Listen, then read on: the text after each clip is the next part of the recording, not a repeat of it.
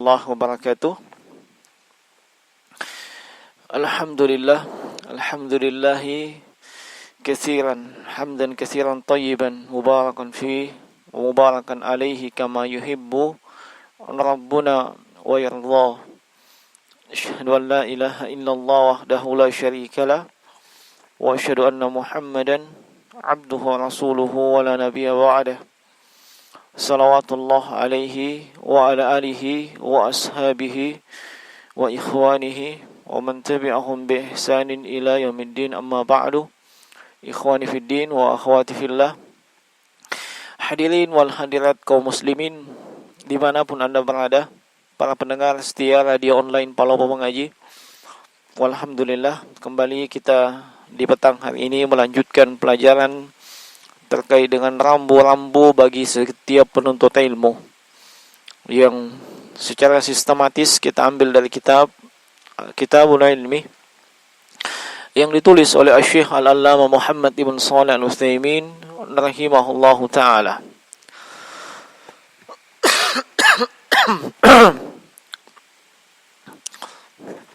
Dan kita masih di adab penuntut ilmu, yaitu adab yang ketujuh. Apa itu? Penuntut ilmu hendaknya menghiasi dirinya dengan hikmah, ya, menempatkan segala sesuatu pada tempatnya, pada porsinya, tidak berlebih-lebihan dan juga tidak bergampangan. Naam. Dan kita akan lanjutkan apa yang disebutkan Syekh rahimahullahu taala di sini. Beliau katakan, wa qissatun ukhra, kisah yang lain. An Muawiyah ibn al-Hakam as-Sulami. Kisah ini dari Muawiyah bin al-Hakam as-Sulami radhiyallahu anhu. Qala, beliau mengatakan, baina ana usalli ma'a Rasulillah sallallahu alaihi wasallam idh atasa rajulun minal qaum. Ketika saya ikut sholat bersama dengan Rasulullah sallallahu alaihi wasallam, yakni sholat berjamaah, maka tiba-tiba ada di antara jamaah ini yang atasa, bersin. Nah, maka fakultu, maka saya pun mengatakan, yarhamukallah, ya, semoga Allah merahmatimu. Maka apa yang terjadi? Faramani al-qaum bi absarihim fakultu wa sukla ummiyahu ma sya'nukum tanzuruna ilai faja'alu yadribuna bi aydihim ala afkhadhihim falamma ra'aituhum yusammitunani lakinni sakattu. Nah, jadi ketika ada yang bersin, nah, beliau kemudian mengucapkan, ya, yarhamukallah. Nah, mengucapkan yarhamukallah. Ya, ini dimaklumi salah satu di antara adab yang dituntunkan dalam Islam. Ketika ada yang bersin, dia membaca alhamdulillah, yang mendengarkan itu mengucapkan atau mendoakan dengan yarhamukallah. Kalau laki-laki, kalau perempuan yarhamukillah. Nah, ini dilakukan juga oleh Muawiyah bin al-Hakam padahal dalam keadaan salat. Ya. Nah, padahal dalam keadaan salat. Iya. Nah, bahkan beliau sempat menanyakan, kenapa kau lihat semua sama saya? Iya, sebab jemaah itu memandanginya. Iya. Nah, menunjukkan bahwa ada kesalahan yang dia perbuat. Iya. Nah, akhirnya para jemaah ini memukulkan tangannya ke paha mereka. Itu isyarat supaya Muawiyah ini diam. Nah, supaya Muawiyah diam.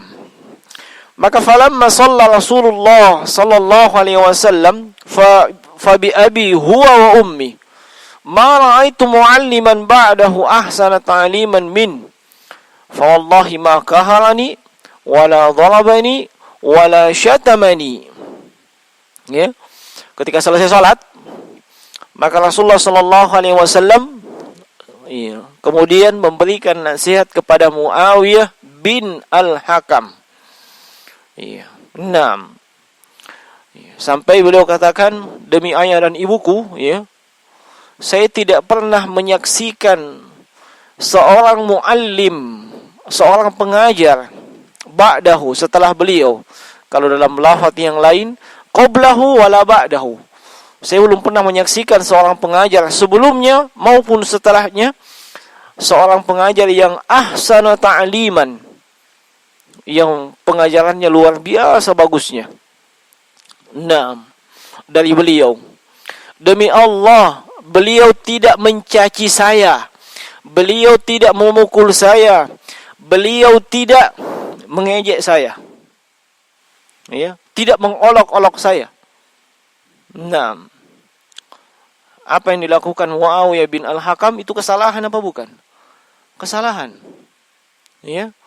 Kalimat yarhamukallah ini asalnya adalah ucapan manusia yang tidak layak dan tidak pantas diucapkan dalam sholat. Beda kalau alhamdulillah.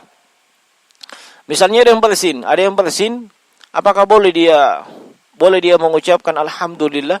Boleh. Tapi jangan sampai ucapan tersebut keras suaranya sampai terdengar oleh yang lain. Sebab dikhawatirkan ada yang menjawabnya atau ada yang membalasnya. Seperti yang terjadi pada Muawiyah bin Al-Hakam. Kenapa kita katakan boleh? Sebab ini disebutkan dalam haditsnya Rifa'ah bin Rafi Az-Zuraqi. Beliau sendiri yang menceritakan ketika sholat di belakang Rasulullah SAW, beliau bersin. Beliau pun setelah bersin beliau membaca apa? Alhamdulillah hamdan katsiran thayyiban mubarakan fihi kama yuhibbu rabbuna wa yardah. Itu yang dia baca. Panjang sekali. Itu ketika dia bersin. Begitu selesai sholat, Nabi tanya, siapa tadi yang membaca itu? Satu kali Nabi tanya, tidak ada yang menjawab. Kedua kalinya Nabi tanya, siapa yang membaca tadi seperti itu? Tidak ada juga yang menjawab. Yang ketiga kalinya, barulah Rifa'ah bin Rafi mengatakan, ana ya Rasulullah, saya. Maka, Nabi pun mengatakan, apa yang kau baca tadi? Dia menjawab, alhamdulillahi katsiran hamdan thayyiban mubarakan fihi wa mubarakan alaihi kama yuhibbu rabbuna wa yardah. Maka apa kata Nabi sallallahu alaihi wasallam? Kata beliau, walladzi nafsi biyadihi laqad ibtadaraha bid'atun wa thalathuna malakan ayyuhum yas'adu biha. Kata Nabi sallallahu alaihi wasallam, fa wallahi alladzi nafsi biyadihi, demi Allah, demi zat yang jiwaku di tangannya. Itu ada lebih dari 30 malaikat berebutan mau mengambil kalimat tersebut membawanya ke atas. Ini tidak masalah itu. Yang jadi masalah ketika diucapkan, dijawab, yarhamukallah. Itu bukan lagi kalimat yang dibolehkan. Itu sudah termasuk kalimat ucapan percakapan yang tidak boleh ada dalam sholat. Kenapa? Di hadits ini diterangkan. Di hadits ini diterangkan. Kata Nabi sallallahu alaihi wasallam menasihati Muawiyah bin Al-Hakam, inna hadhihi as-salata la yasluhu fiha syai' min kalamin nas, innama huwa at-tasbih wa at-takbir wa qira'atul Qur'an. Ini salat tidak boleh ada di dalamnya ucapan manusia. Apa tadi Anda baca Muawiyah bin Al-Hakam?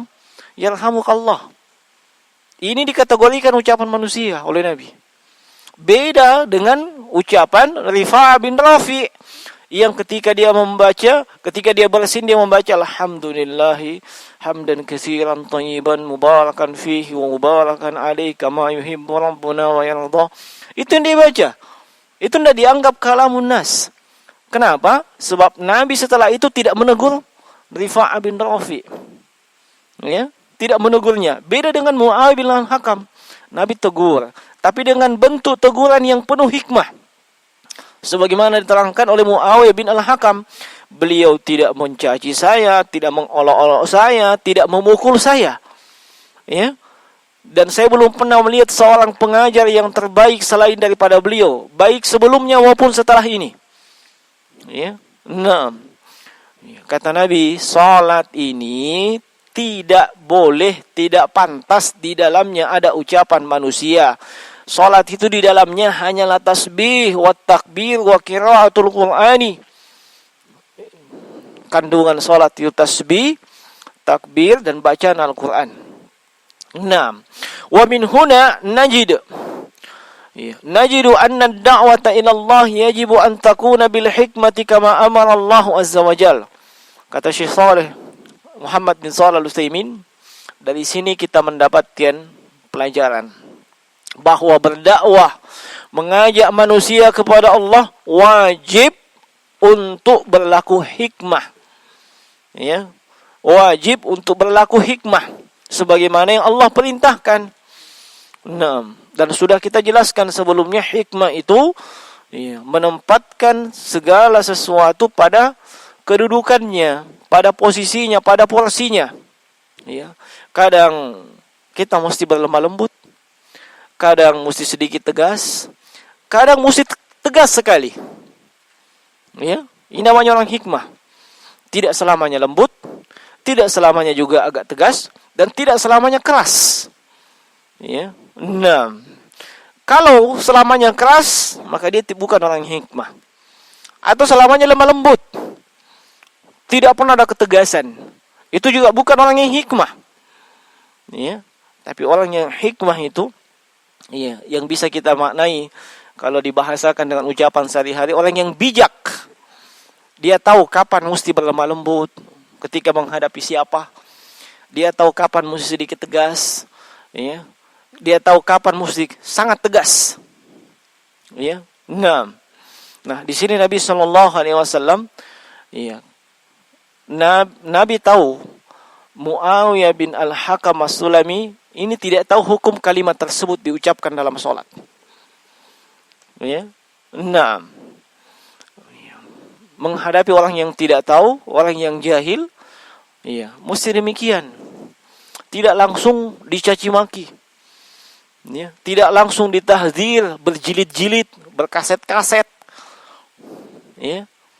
Nah, wa misalu ahar, contoh yang lain. Ya, contoh yang lain.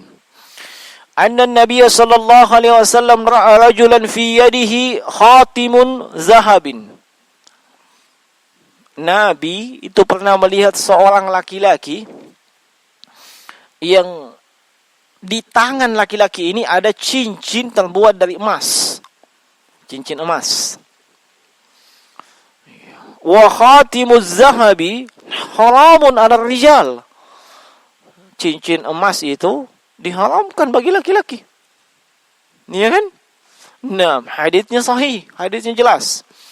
Fanaza'ahu an-nabiy sallallahu alaihi wasallam min yadihi wa rama bihi.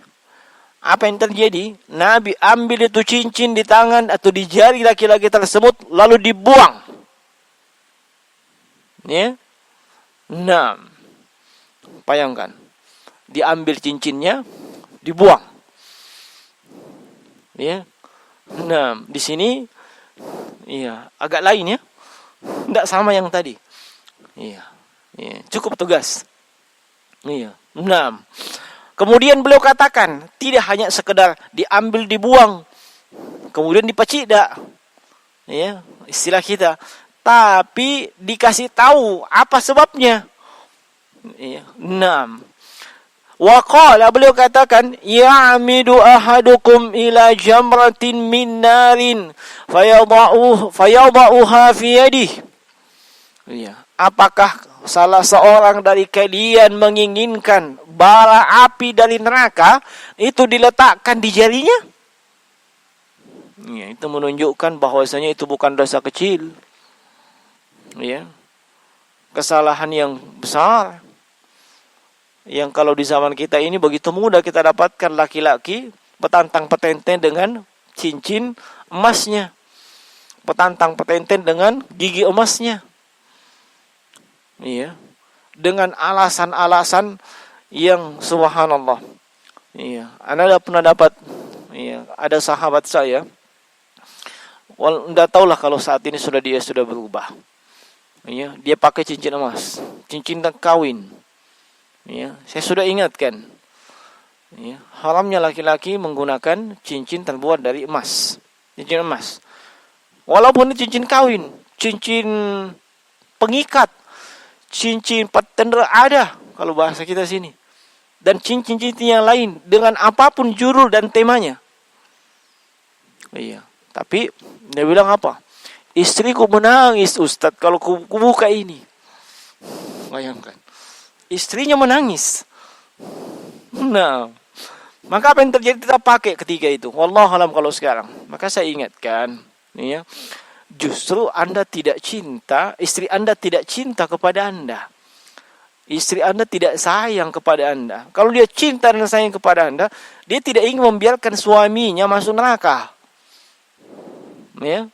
Nah, disebabkan oleh cincin itu. Adapun masalah CINTA, tidak mesti dibuktikan dengan yang namanya cincin. Ya. Bisa dibuktikan dalam bentuk yang lain, yang mubah. Ya. Nah, dan seterusnya. Nah, Nabi tegaskan itu kepada laki-laki yang pakai cincin setelah dicabut, dibuang cincinnya. Nabi katakan begitu. Ya. Walamma insarafa an-nabiy sallallahu alaihi wasallam qila lirrajuli, ketika Nabi sudah balik pulang, ya sudah berlalu, maka ada yang mengatakan kepada laki-laki yang diambil dan dibuang cincinnya itu, Hudh khatimak intafa'a bihi. Ya. Faqala wallahi la akhudhu khatiman tarahahu Rasulullah sallallahu alaihi wasallam. Ada yang mengatakan kepadanya, kau ambil cincin untuk kembali. Kau bisa memanfaatkannya untuk yang lain selama bukan dipakai. Ya. Bisa dia apa? Bisa dikasih kepada orang yang halal memakainya. Siapa? Siapa orang yang halal memakainya? Perempuan. Ya, biar perempuan yang pakai. Nah, kasih istrinya. Ya. Tidak mau istrinya, kasih perempuan lain. Ya. Nah, atau kasih siapa? Kasih ke penjual. Nanti diberikan uang kembali, dijual. Ya. Dan seterusnya.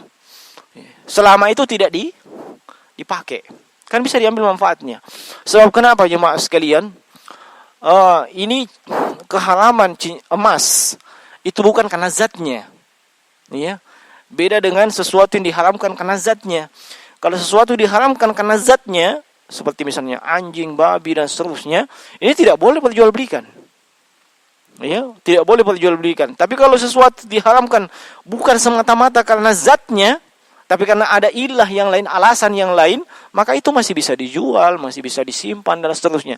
Selama tidak digunakan, tidak dipakai.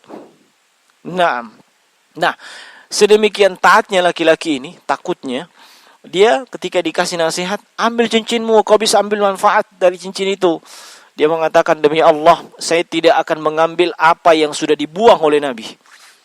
Ya. Nah, kata Syekh Utsaimin rahimahullahu taala, fa uslubut tawjih huna asyaddu. Perhatikan.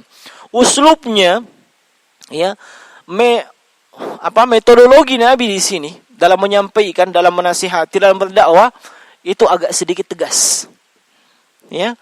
Li'anna likulli maqam maqal.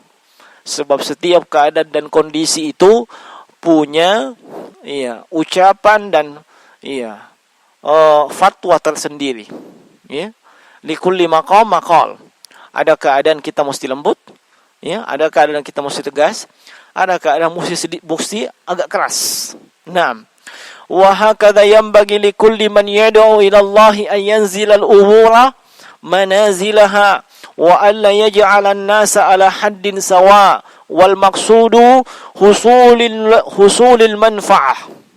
Maka demikian pula ya seharusnya setiap juru dakwah, setiap dai, ya, setiap penuntut ilmu yang sudah berdakwah, hendaknya dia menempatkan dan memposisikan setiap perkara sesuai dengan kondisi dan keadaannya, dan tidak menjadikan manusia itu menjadikan seluruh manusia ini itu pada satu kedudukan.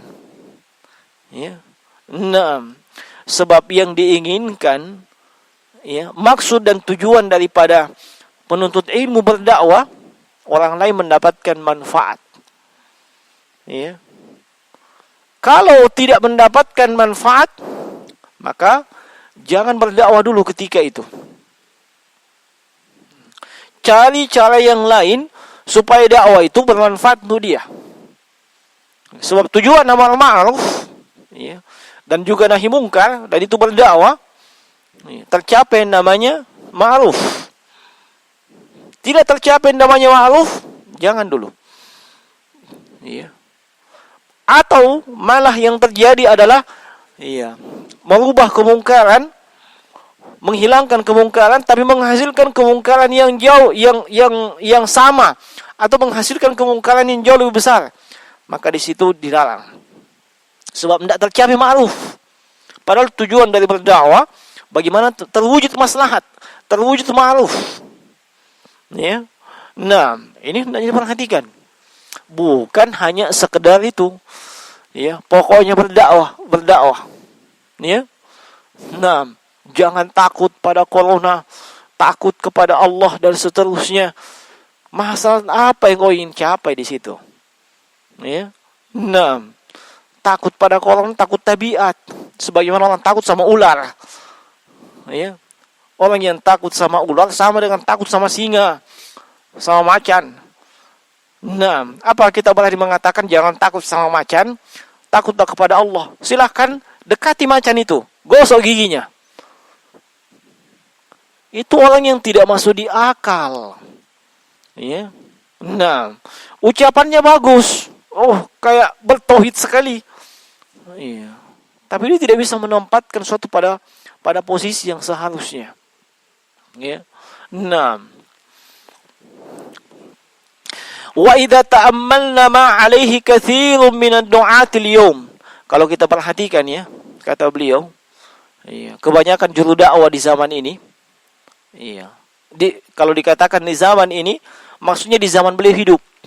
Beliau sudah wafat. Ya. Nah, wajadna anna ba'dahum ta'khudhuhu al-ghirata hatta yanfiru an-nasa min da'watihi. Kita akan mendapati sebahagian dari juru dakwah, pegiat dakwah, ya, mereka ini terbawa dengan girah. Mereka terbawa dengan kecemburuan akan agama. Semangat yang tinggi untuk membela Islam, membela syariat dan seterusnya. Sampai, ya, girah atau kecemburuan tersebut membuat manusia lari dari dakwahnya. Tidak ada yang mau mendekat. Nah, law wajada ahadan yaf'alu syai'an muharraman lawajadtahu yashharu bihi biquwwatin wa bisyiddatin. Seandainya ada orang yang dia dapati melakukan perkara yang haram, ya, maka juru dakwah tersebut kemudian melakukan tindakan, ya, yang tindakan tersebut, ya, adalah dia sebarkan, ya, keharaman yang dilakukan oleh si fulan. Ya, dia bantah dengan penuh kekuatan dan penuh ketegasan. Dia katakan, ma takhafullah, ma takhsyallah. Kau tidak takut ya sama Allah. Kau tidak takut ya sama Allah. Ya. Wa ma asbaha dzalika hatta yanfira min. Dan yang semisal dengan itu sampai manusia ya akan lari dari dia. Wa hadza laisa bitayyibin, kata beliau rahimahullah. Ini tidak baik namanya. Bukan perkara yang cocok dan baik. Li'anna hadza yuqabilu bidziddi. Ya. Sebab dia menghadapi perkara tersebut dengan sesuatu yang bertolak belakang dari seharusnya. Wa qad qala Syekhul Islam Ibn Taimiyah rahimahullahu taala lamma naqala an Asy-Syafi'i rahimahullah ma yarahu fi ahli al-kalami hinama qala hukmi fi ahli al-kalami ay yadribu bil jaridi wan nu'ali wa yutafu bihim fil asyair wa yuqalu hadha jazaa'un man taraka al-kitaba was sunnata wa aqbala 'ala al-kalami.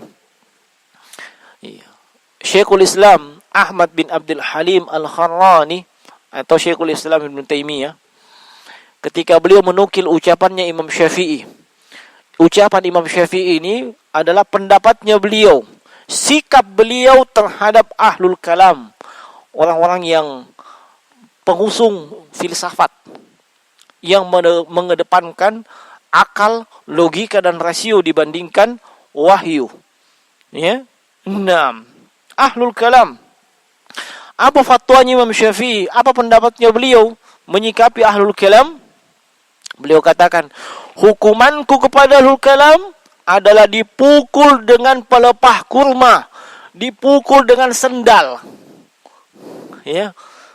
Ini bukan dipukul dengan balok. Ya. Kalau dipukul dengan balok, dipukul dengan batu, bisa langsung mati. Ini pukul dengan pelepah kurma, dahan, dan dengan sendal. Ya. Tujuannya apa? Mempermalukan dia. Ya. Ini pendapat Imam Syafi'i.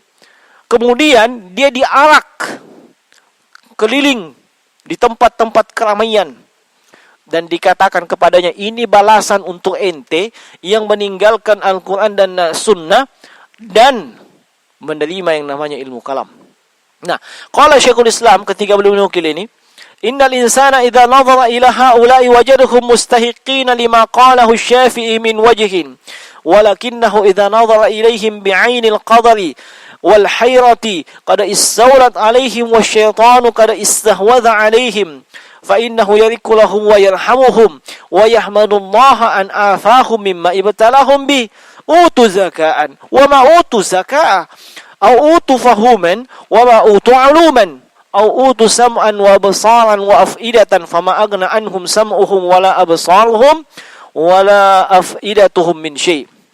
Ini kata Syekhul Islam, kalau manusia melihat kepada mereka yang seperti yang disebutkan Imam Syafi'i tadi, memang berhak mendapatkan hukuman sebagaimana fatwa dan ucapan Imam Syafi'i. Ini dari satu sisi, sebab dia melakukan kesalahan besar. Apa itu? Meninggalkan Al-Quran dan Sunnah dan mencari pengganti yang lain. Tapi kalau dilihat dari sisi yang lain, apa itu? Ainul qadari. Maksudnya apa? Orang ini sudah terlanjur melakukan itu. Kemudian Allah sudah takdirkan dia melakukan itu. Dan tujuan dakwah itu adalah bagaimana memperbaiki dia, bukan bagaimana balas dendam kepada dia, bukan bagaimana menghancurkan dia, membunuh dia. Tidak. Bagaimana memperbaiki. Nah, dan dikuasai oleh syaitan, maka seharusnya dia berlemah lembut, memberikan berkasih sayang. Nah, namun yang terjadi jamaah sekalian, mereka malah terkuasai oleh syaitan dan hanya memandang dari satu sisi itu tadi.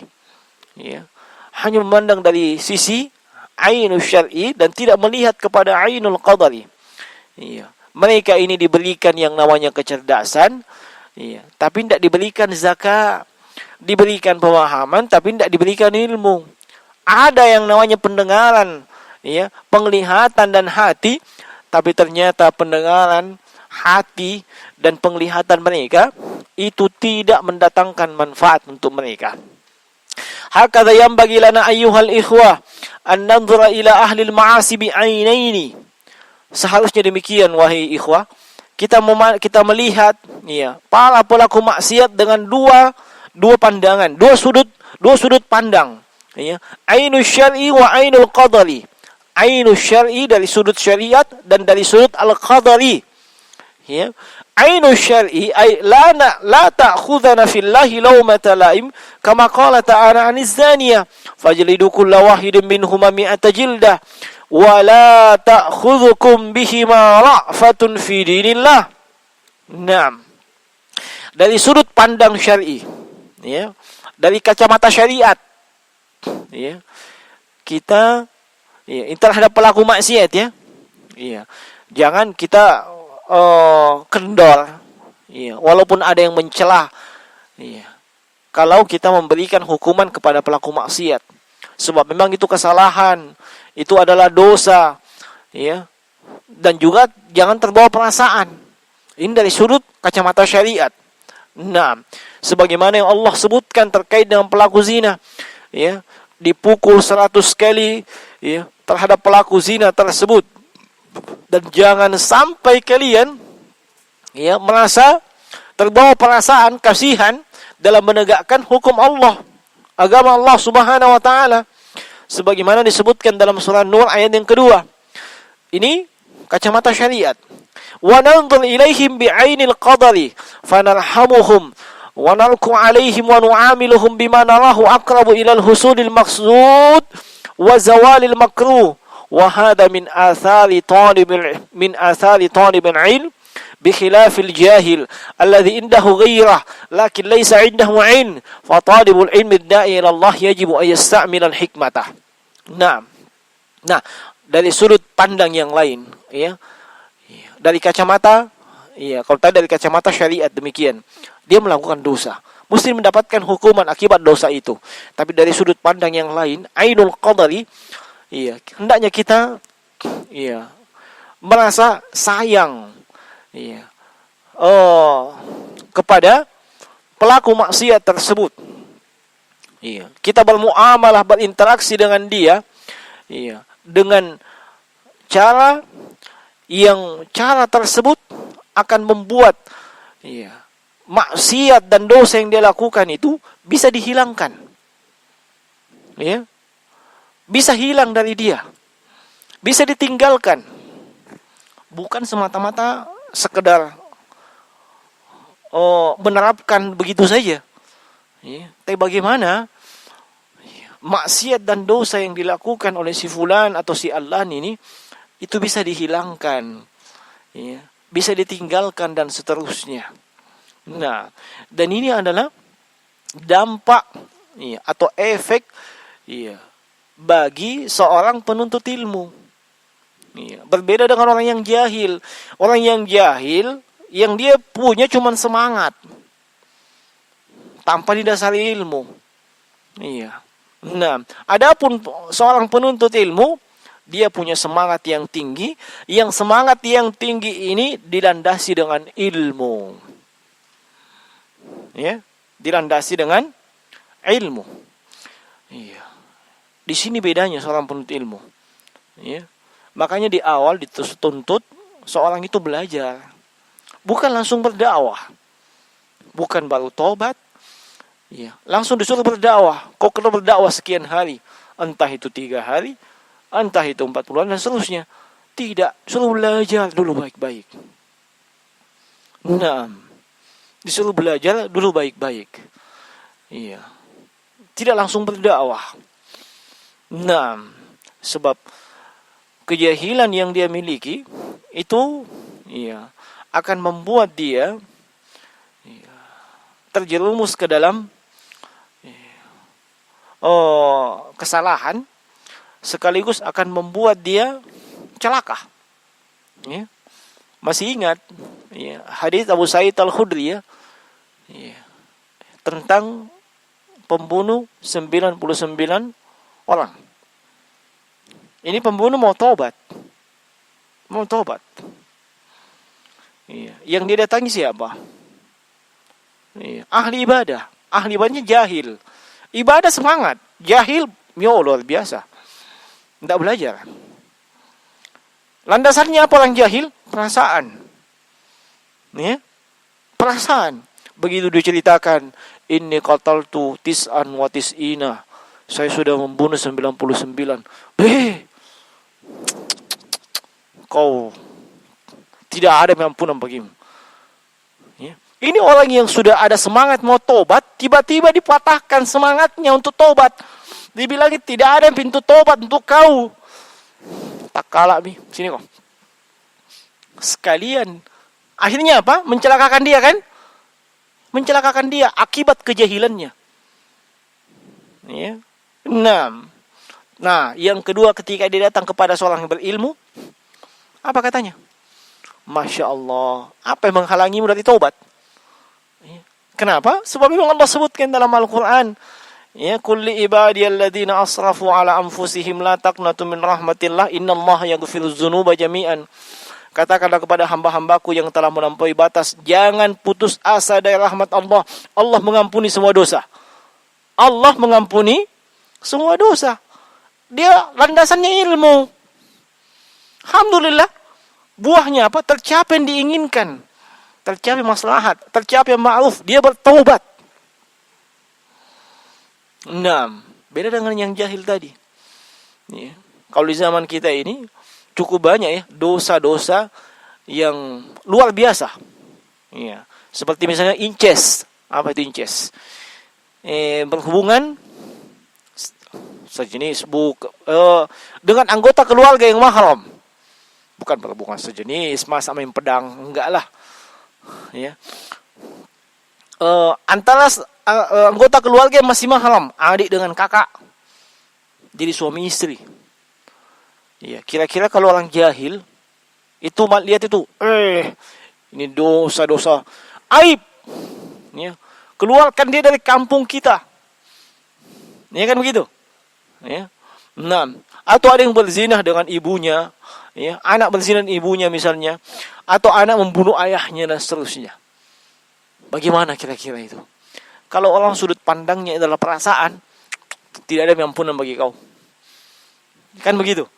Tapi kalau sudut pandangnya adalah ilmu syar'i, ya, seluruh dosa Allah ampuni. Dosa syirik saja Allah ampuni selama dia mau bertaubat, memenuhi syarat taubat, dan waktu bertaubat masih ada. Apalagi itu dosa di bawah syirik dan dia tidak menghalalkan. Iya. Allah mengampuni dosa, iya, yang berada derajatnya di bawah kesyirikan. Dosa syirik saja Allah ampuni. Apalagi dosa yang di bawahnya. Itu dari sudut pandang ilmu. Nah, dan seorang penuntut ilmu yang sudah jadi pegiat dakwah, jadi juru dakwah, dia mesti faham hal tersebut. Ya. Dia mesti faham. Dan itu yang membedakan seorang penuntut ilmu dengan orang yang jahil. Dan ini rambu bagi penuntut ilmu. Ya. Rambu yang mesti dia perhatikan. Dia mesti hikmah. Iya, dia tahu menempatkan kapan dia mesti lembut, kapan dia mesti sedikit tegas, kapan dia mesti betul-betul tegas. Dia mesti tahu siapa yang dihadapi, apa yang mesti disampaikan pertama, apa yang setelahnya, dan apa yang setelahnya. Dia mesti paham mana yang paling utama, kemudian mana yang utama, kemudian mana yang boleh. Dia mesti paham itu semua. Sebab kalau tidak mungkin dia bisa berlaku hikmah. Ya, tidak mungkin dia bisa berlaku hikmah. Kekurangan dari sisi inilah jemaah sekalian, sehingga kadang kita mendapati di dunia nyata, di dunia maya terjadi keributan, ribut-ribut. Iya, karena tidak pandai menempatkan dan tidak bisa, ya, menerapkan hikmah dalam berdakwah dan dalam menyampaikan. Maka hendaknya itu dipahami. Hendaknya hal tersebut betul-betul, ya, seorang penuntut ilmu, ya, memahaminya dengan baik. Dan dia tahu kadar dirinya. Dia di posisi mana? Ya. Dia di posisi mana? Apakah dia penuntut ilmu? Ya. Apakah dia seorang mufti? Iya. Nah, apakah dia seorang ulil amri? Dia mesti tahu posisinya di mana. Ya. Anda penuntut ilmu, jangan masuk wilayah mufti. Ya. Wilayahnya hakim. Iya. Memberikan sudut pandang dari sisi fikih bisa saja. Tapi ketetapan hukum, mufti atau hakim, bukan Anda. Ya. Nah, dia juga mesti tahu bahwa dia penuntut ilmu bukan ulil amri. Ulil amri wewenangnya mana? Penuntut ilmu wewenangnya mana? Kapan tidak bisa ditempatkan itu semua dengan baik, dia tidak hikmah namanya. Ya, dia tidak hikmah. Walaupun Anda sudah dianggap oleh Syekhul Islam, oleh mad'u Anda, tapi posisi Anda di mana? Ya, tempatkan ya diri Anda sesuai dengan kedudukan Anda. Ya, rahimallahu imra'an arafa qadra nafsahu. Semoga Allah merahmati seseorang yang mengetahui kadar dirinya. Nah, ini adab yang ketujuh sekaligus rambu yang mesti dipahami dan diterapkan oleh setiap penuntut ilmu. Ya. Nah, dan sekiranya cukup ya. Nah, insyaallah kita lanjutkan di kesempatan yang berikutnya. Itu adab yang ke-8 di pertemuan yang berikutnya. Iya, demikian yang bisa kita sampaikan di kesempatan ini. Yang benar hanya datang dari sisi Allah Subhanahu wa taala. Yang keliru itu dari kami. Subhanakallahumma bihamdika asyhadu an la ilaha illa anta astaghfiruka wa atubu ilaik. Assalamualaikum warahmatullahi wabarakatuh.